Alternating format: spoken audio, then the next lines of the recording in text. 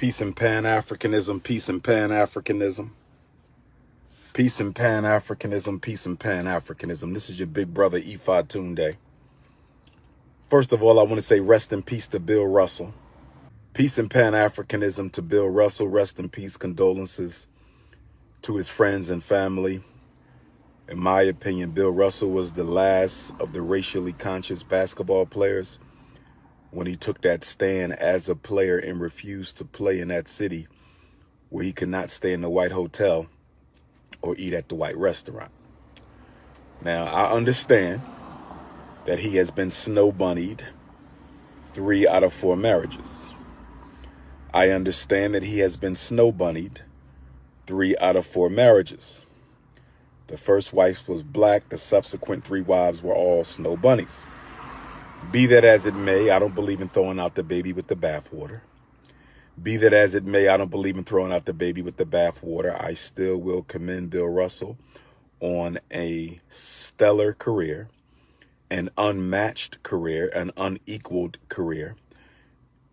If the GOAT was judged in terms of championships, he clearly would be the GOAT. He also stood up against racism at a time when it was not safe or convenient to do so. And of course, he was the first black head coach in the NBA. At some point, we're going to have a conversation about these old white snow bunnies. At some point, we're going to have a conversation about the old white snow bunny and how the old white snow bunny always manages a strategy to weave her way into the confidence of isolated, single, lonely, rich black multimillionaire celebrity men. That old white snow bunny is very clever. Now, we know white women, they strategically search out and investigate black men. They always end up with brothers with potential. That's the young snow bunny or the old snow bunny. But the old snow bunny, the young snow bunny will use her ice cookies to get the young Negro. The young snow bunny will use her ice cookies, but the old snow bunny will use her charm. The old snow bunny will use her compassion. The old snow bunny will use her sympathy to weave her way into the lives of these lonely, rich, black, multimillionaire black men so she can get the bag when he dies before she does. So she can get the bag when he dies before she does. So she can get the bag when he dies before she does. But nonetheless, rest in peace to Bill Russell. We hope the ancestors receive him. We hope the Most High God minimize his faults and expand his virtues. Now, there's a lot of monkeypox nonsense going on. There's a lot of monkeypox nonsense going on. What I find ironic about the monkeypox is they're claiming that the monkeypox originated in the Democratic Republic of the Congo. Viva Patrice Lumumba! Viva Patrice Lumumba! Viva Patrice Lumumba. So let me get this straight. According to the white man's narrative, according to the white man's pseudoscientific narrative on disease, AIDS originated in Central Africa. Ebola originated in Central Africa. And now monkeypox originated in Central Africa. According to the white man, AIDS originated in the Congo. Ebola virus originated in the Congo. And now monkeypox originated in the Congo.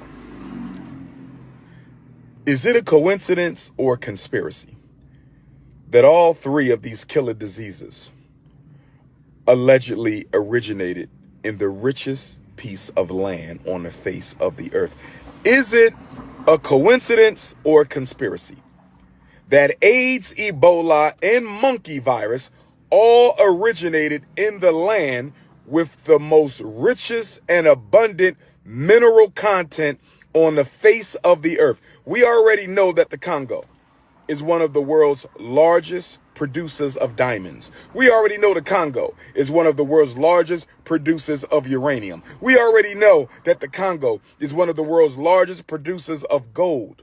We know that it's one of the largest producers of coltan. Not only is it one of the largest producers of coltan, it is the #1 producer of the richest and most purest form of coltan on the face of the earth.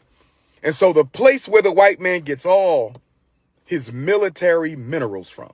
See, the ingredients, the minerals that the power structure needs in order to make its bombs, the minerals that the power structure needs for its military jets and its planes and its atomic weapons. Most of the minerals for the white man's war machine comes out of the Congo. And it just so happens that he's telling everybody that AIDS, Ebola, and monkeypox is coming from the very place where he needs all of his minerals in order to bully the rest of the world into military surrender.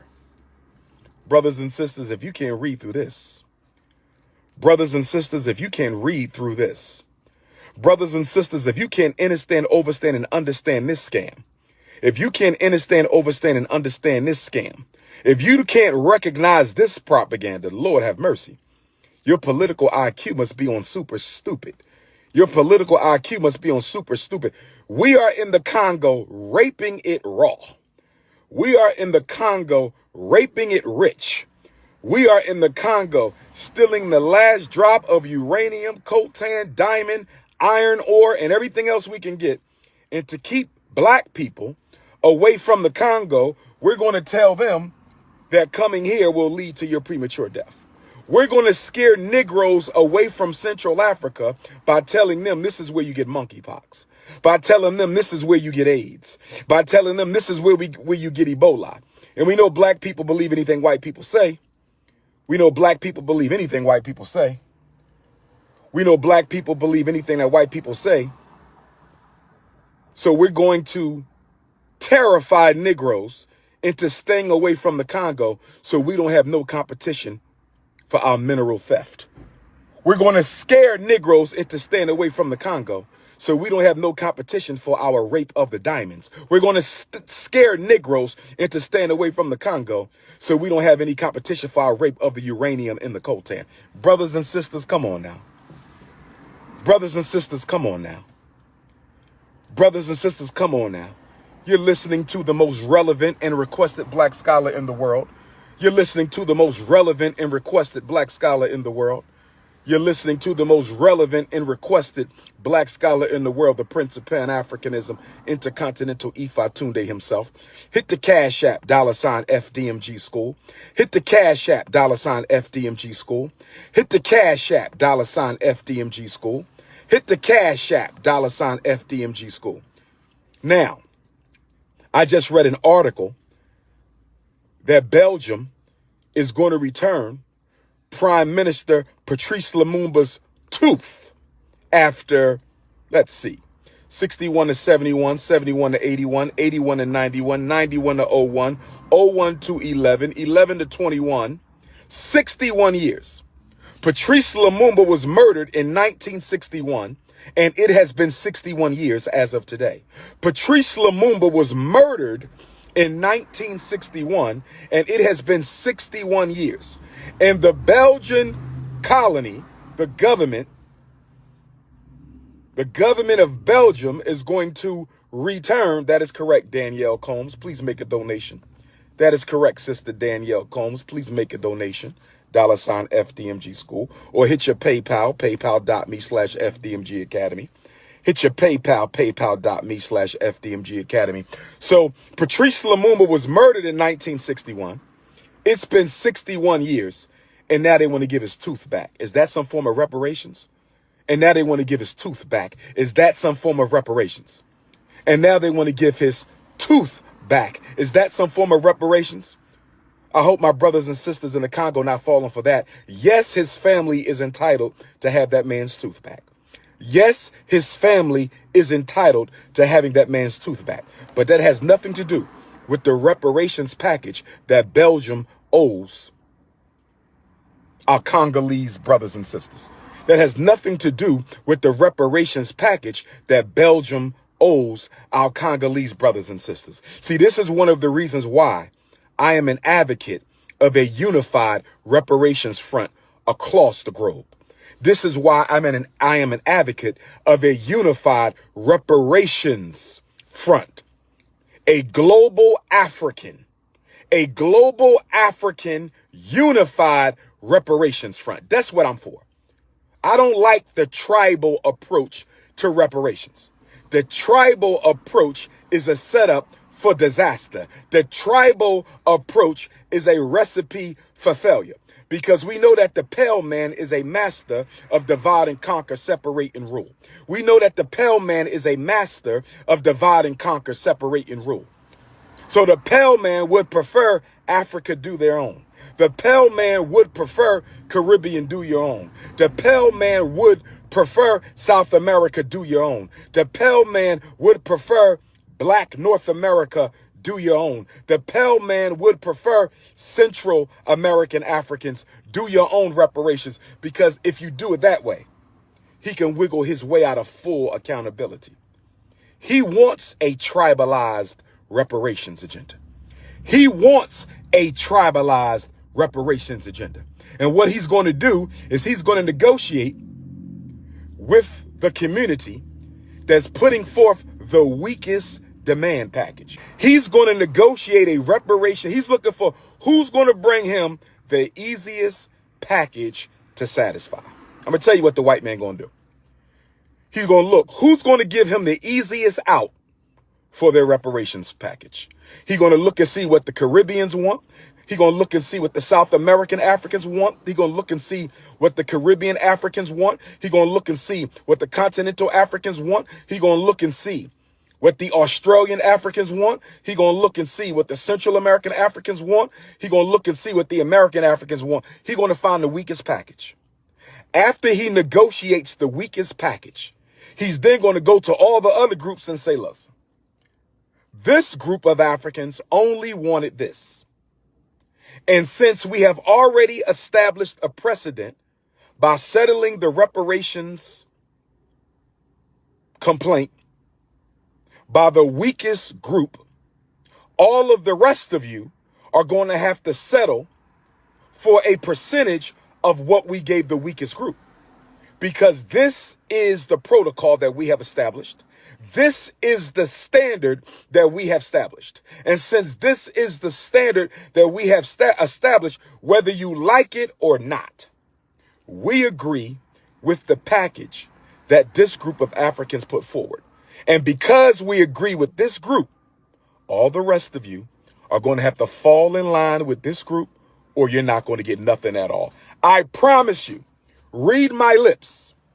I promise you, as long as the African reparations movement is tribalized, sectionalized, and fragmented, none of us will get what we are entitled to. How many times do I have to say it? Until African people hate racism more than they hate each other. Until African people hate racism more than they hate each other, nothing will change. Until African people love each other more than they love being accepted by white folks. Until African people love each other more than they love being accepted by white folks, we never going to get nothing. Now, somebody sent me a tweet from the Republic of South Africa. Somebody sent me a tweet from the Republic of South Africa. Somebody sent me a tweet from the Republic of South Africa, where I will be November 18th and 19th of this year. God willing, where I will be November 18th and 19th this year for the men's retreat conference. The white power structure of South Africa is picking up where the white power structure of America has left off. The white power structure The white power structure of South Africa is claiming that teaching the history of apartheid will lead to violence. The white power structure of South Africa is now putting out a narrative that says teaching the history of apartheid will generate violence in South Africa. Teaching about the history of apartheid, which is by no means over, will lead to violence in South Africa. Just like America says, teaching slavery and racism in America's schools will offend white students.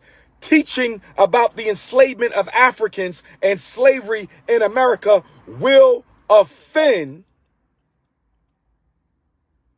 white students. It will make white children feel uncomfortable to be taught about slavery and racism. This is what the U.S. government is saying. This is what the South African government is saying. This is what the U.S. government is saying. This is what the white South African government are saying. So can somebody ask me this? How did it make black children feel to be told that they was monkeys in a jungle? How did it make black children feel to be told their people have created nothing worthwhile of study? How did it make black people feel to be told that you being brought to America was a blessing because you was a backwards, cannibalistic, half monkey man? How did it make black people feel for all these years of going to American public schools, being taught that a sexual pedophile, Thomas Jefferson, a child pedophile, Thomas Jefferson, R. Kelly got 30 years, Thomas Jefferson didn't get a single day. R. Kelly got 30 years, Thomas Jefferson didn't get a single day.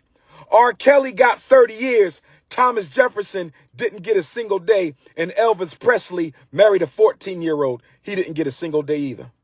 Elvis Presley married a 14-year-old. He didn't get a single day at all. Thomas Jefferson used to rape Sally Hemings. He didn't get a single day at all, but Robert Kelly get 30 years. Here's what I'm trying to say. To understand racism, to fully study the history of European racism, pale man discrimination, is to study the history of political contradictions. To know the full history of the European, to fully embrace the history and experience of the cave-dwelling pale man, is to get an education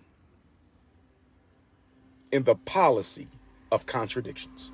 The white man entire history is a history of contradictions. How can you enslave people, dehumanize them for a quarter of a century, and then turn around and claim to be the moral police of the world? How can you do that? How can you say we can't teach slavery to white kids because it might make them feel bad? We can't teach racism to white kids. It might make them feel bad, but you have no problem teaching that to Africans. But I got a better question. I got a better question.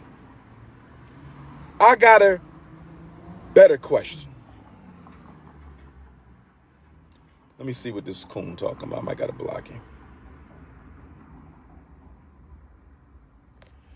Let me say this. And by the way, during the enslavement of our ancestors in America, in the Caribbean islands, colonization in Africa, those beasts regularly slept with one of our daughters who was before the age of menses. Let me say it again. In fact, I would argue that the greatest sex crime ever committed was committed during the period of the Ma'afa. The greatest sex crimes ever committed in the history of mankind were committed during the Ma'afa. They were committed between the 15th and 19th century, where slave masters and their employees regularly went to bed with a prepubescent black girl or black boy. Nate Parker put a scene of this in Birth of a Nation. Nate Parker put a scene of this in Birth of a Nation. Nate Parker put a scene. Remember when Will the Executioner went and knocked the door down of his slave master's assistant? And when he got out the bed, there was a little girl in the bed right next to him. Nate Parker tried to highlight this in the Nat Turner movie. Nate Parker tried to highlight this in the Nat Turner movie when he showed that little black girl, 7 or 8 years old, in the bed with that white man. Thomas Jefferson did it. Many of your presidents did it. Slave masters did it. Their favorite pastime was the rape and sodomization of prepubescent black boys and girls. Do a history on that, Smithsonian. Do a history on that, Smithsonian. Do a documentary on that, Netflix. Do a documentary of that, Prime. Do a documentary of all the signers of the Declaration of Independence, or the signers of the Constitution. That's right. All the governors of the 13 colonies and the governors of the United States and all the slave masters and overseers and white men in America who slept regularly with prepubescent black boys and black girls. Where is the Smithsonian exhibit on the sodomization of black America by white America? Where is the Smithsonian exhibition on the pedophile crisis that took place during the Ma'afa? Nobody's talking about that. Nobody's talking about why these rich white people want to adopt Haitian babies. Why are you going to Haiti to adopt a Haitian baby for? Why are you going to Haiti to adopt a Haitian baby? Why are you going to Ethiopia to adopt the Ethiopian child? You got black kids all over America. Black children are disproportionately unadopted. So if rich whites want a black child, why can't you be the adoptive parent of a black child right here in America? Why you got to go to Ethiopia to get a child? Why you got to go to Haiti to get a child? You know why you got to go to Ethiopia for a child? You know why you got to go to Haiti for a child? Because you want a child who don't know their rights. You want a child who's going to be too scared to run away. You want a child who will think slavery is actually freedom.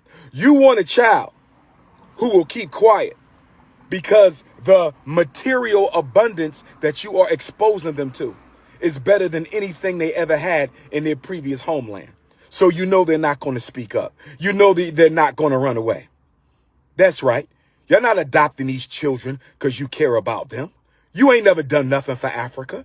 You ain't never done nothing for Haiti. You adopting these children so they can be raped and sodomized and child trafficked. Oh, yes. Will somebody tell the truth and shame the devil? Will somebody tell the truth and shame the devil? Will somebody tell the truth and shame the devil? And the reason they want to stop teaching slavery and racism, the reason in South Africa they want to stop teaching apartheid, is so we never get to a conversation on reparations. So we never get to a conversation on reparations. So we never get to a conversation on reparations. And guess what? The black bourgeoisie in South Africa is fully behind it. The black bourgeoisie of North America is fully behind it. It's the same black bourgeoisie that controls the public opinion of black folks. They put these Negroes on the radio to massage your common sense. They put these Negroes in the newspaper to massage your common sense. They put these Negroes on YouTube to massage your common sense. They put these Negroes on television to massage your common sense. And so the white man tells the black bourgeoisie what they want black people to think. And then the black bourgeoisie goes to work on your favorite sitcom, goes to work on your favorite podcast, goes to work on your favorite television show, goes to work on your favorite radio show. The job of the black bourgeoisie is to massage the public opinion of Negroes. And now that they don't want slavery taught in school, and now that they don't want racism taught in school in black America or black South Africa, and black America or black South Africa, is so we can kill the conversation about reparations. The reason they got to get slavery out the schools is so we can kill the conversation on reparations. See, once they eliminate the conversation about the one thing that makes African people totally different from every other non-white person. Once they eliminate the conversation about the one thing that makes African people totally different from everyone else in this country. Once they eliminate the one thing, slavery is the one factor. The enslavement and dehumanization of African people is the one factor that separates us from the Chinese. It separates us from the Arabs. It separates us from the Native Americans. It separates us from the East Indians. It separates us from the European Jews. It separates us from everybody. It separates us from everybody. See, you got to kill that conversation if you want Negroes to be dissolved in a sea of minorities. You got to kill the combination on race and slavery if you want Negroes to be dissolved in a sea of minorities. You got to kill the conversation about slavery if you want to make Negroes an extinct conversation in the political discourse about justice for non-white Americans. Oh, yes. Oh, yes. Stop talking about slavery. Well, can I ask a question? All due respect. May I ask a question? All due respect. May I ask a question? All due respect. If you can't teach the enslavement of Africans, the worst crime in human history, the worst forced transmigration in human history, the greatest dehumanization campaign in recorded history. If you can't teach children about the enslavement of my ancestors, if you can't teach racism, I better not see Schindler's List. If you can't teach racism, I better not see the Diary of Anne Frank. If we can't teach the enslavement of Africans, I better not catch Helen Keller's autobiography in our children's book bag. I better not catch Helen Keller's book in English class. I better not catch Schindler's List in social studies class. That's right. That's right. That's right. I told you to study the history of the European is an education in political contradictions. To study the history of the European is a political education in the history of contradictions. To study the policy, politics, and political behavior of the European is a education in political contradiction. Now, let me say this, because I've been hearing some black bourgeoisies and some YouTubian illiterates say, I've been hearing some black bourgeoisies and some YouTubian political illiterates say, because most YouTubians y'all watch are politically illiterate. I don't know if you know that. 99% of everybody making videos on YouTube about black content are politically illiterate. Politically illiterate. They have no knowledge of political science and they have no firm understanding of history. Political illiterates, from the pretendians to the I ain't from Africans to the I love Americans. A whole bunch of YouTubian political illiterates. But here's what I want to say. Here's what I want to say. Here's what I want to say. I'm hearing Negroes say black people have no right to reparations because although the European Jews are getting reparations, those reparations were for Holocaust survivors. You say that since there are no Africans living who directly experienced the ma'afa of slavery, you claim that since there are no Africans living in this country who directly experienced the horrors of the ma'afa, we have no just claim to the restitution those ancestors are entitled to. If that is your argument, and I totally disagree with it. If that is your argument, and I totally disagree with it. If that is your argument, and I totally disagree with it. Thank you, Brother David, for calling me the #1 black intellectual on the planet. I do agree with you. But America religiously and faithfully gives a welfare check to the nation of Israel every year. And it is the highest annual foreign investment in any country in the world. I'm going to say this again. I want you to understand, overstand, understand, go do your research. I want you to understand, overstand, understand, go do your research. America's foreign aid to Israel is the highest expenditure for any nation. It is the highest welfare check that she gives to any nation on the face of the earth. How can you say 21st century Africans in America are not entitled to reparations because we were not enslaved directly, but the Israelis receiving foreign aid from America and receiving a reparations check from America, almost nobody in Israel experienced the horrors? Furthermore, America helped create the nation of Israel. America helped create the nation of Israel. Every European Jew in the world benefits from their being in Israel. Everybody benefits. Every European Jew on earth benefits from their being in Israel. So if every European Jew on earth can benefit from Israel forever, perpetual benefit. See, when I talk to y'all about reparations, Israel is a great example of a perpetual benefit. The nation of Israel is the perfect example of a perpetual benefit. They will always have Israel. So I need you YouTubian, politically illiterate podcasters. I need you YouTubian, politically illiterate podcasters to stop saying dumb shit like we can't get reparations.